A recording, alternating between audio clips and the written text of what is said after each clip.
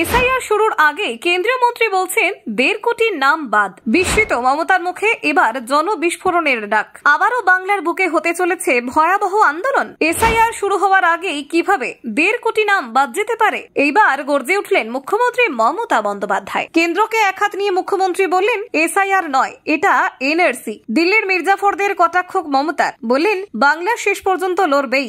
1.5 কোটি ভোটার কিভাবে বাদ? মমতার প্রশ্ন, পার্টি অফিসে বসে নির্বাচন হবে নাকি? আগুন নিয়ে খেলবেন না? বিজেপির উদ্দেশ্যে বিরাট হুঁশিয়ারি দিয়ে দিলেন মমতা বন্দ্যোপাধ্যায়। প্রশ্ন উঠছে, তবে কি সত্যি সত্যি এনআরসির ছক চলছে বাংলায়? কেন্দ্রীয় সরকারের বিরুদ্ধে ঝাঁঝালো মমতা, বললেন এরা শুধু ভোটে বাঁচে। মমতার স্পষ্ট বার্তা, রয়্যাল বেঙ্গল টাইগারকে আহত করলে সে রিঅ্যাক্ট করে। অসমে যেমন নাম কাটা হয়েছিল, বাংলায় তা হতে দেব না। এসআইআর নিয়ে দৃঢ় মমতা। জাতীয় নির্বাচন কমিশন নিরপেক্ষ, কিন্তু কে টানছে ডোর? মুখ্যমন্ত্রী মমতা বন্দ্যোপাধ্যায়ের প্রশ্নে কেঁপে উঠল গোটা রাজ্য।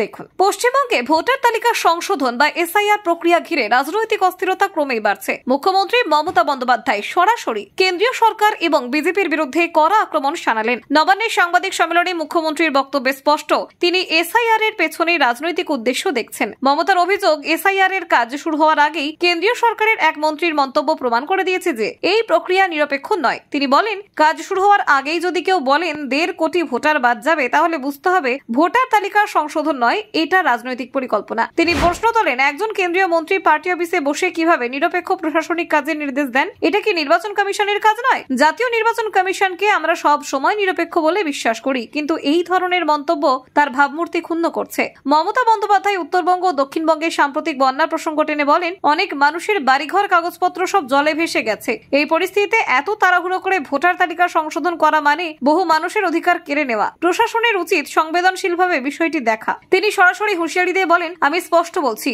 যদি তাড়াহুড়ো করে কোনো নাম বাদ দেওয়া হয় বা কারো ভোটাধিকার কেড়ে নেওয়া হয়, তার তীব্র প্রতিবাদ করব। বাংলার মানুষ এটা মেনে নেবে না। এখানেই থামেননি মুখ্যমন্ত্রী। অসমের এনআরসি প্রসঙ্গ তুলে তিনি বলেন, অসমে এনআরসির নামে দেখেছেন তো কিভাবে বহু হিন্দু, রাজবংশী, আদিবাসী মানুষের নাম বাদ দেওয়া হয়েছিল। বাংলায় সেই একই খেলা হচ্ছে এসআইআর এর নামে। তিনি অভিযোগ করেন, আমি শুনেছি স্বরাষ্ট্রমন্ত্রী এক পার্টি মিটিং এ গিয়ে বলেছেন যে অনেক নাম বাদ দেওয়া হবে। তাহলে এটা আর প্রশাসনিক প্রক্রিয়া নয়, এটা রাজনৈতিক ষড়যন্ত্র। মমতা বলেন, এসআইআর নয়, এটা আসলে এনআরসি। আমরা এই ষড়যন্ত্রের তীব্র প্রতিবাদ করছি। একজন মির্জাফর দিল্লিতে বসে এইসব করছেন। ইতিহাসে যেমন মির্জাফররা দেশ বিক্রি করেছিলেন, আজও সেই মির্জাফররা বেঁচে আছেন। বিজেপিকে সরাসরি সতর্ক করে মুখ্যমন্ত্রী বলেন, আমি বিজেপিকে বলবো আগুন নিয়ে খেলবেন না। বাংলার মানুষ জানে কিভাবে লড়াই করতে হয়। যদি মনে করেন ভয় দেখিয়ে সবাইকে চুপ করানো যাবে, তাহলে ভুল ভাবছেন। তিনি আর যোগ করেন, এই কেন্দ্রীয় সরকারের কাজ শুধু ইলেকশন করা, তথ্য কারচুপি করা আর মানুষকে ভয় দেখানো। এর বাইরে আর কোনো উন্নয়নমূলক কাজ এরা করে না। মমতার প্রশ্ন, 15 দিনের মধ্যে ভোটার তালিকা ফাইনাল লিস্ট প্রকাশের কথা বলা হচ্ছে, এটা কি সম্ভব? এইভাবে তাড়াহুড়ো করলে তো ভুল হবেই। মমতার এই মন্তব্য শুধু প্রশাসনিক সমালোচনা নয়, এক স্পষ্ট রাজনৈতিক বার্তা। এসআইআর এর নামে বাংলায় কোনো প্রকার এনআরসি প্রয়োগের চেষ্টা হলে রাজ্য সরকার ও মানুষ একযোগে প্রতিবাদ করবে। Bureau report, news prime Times.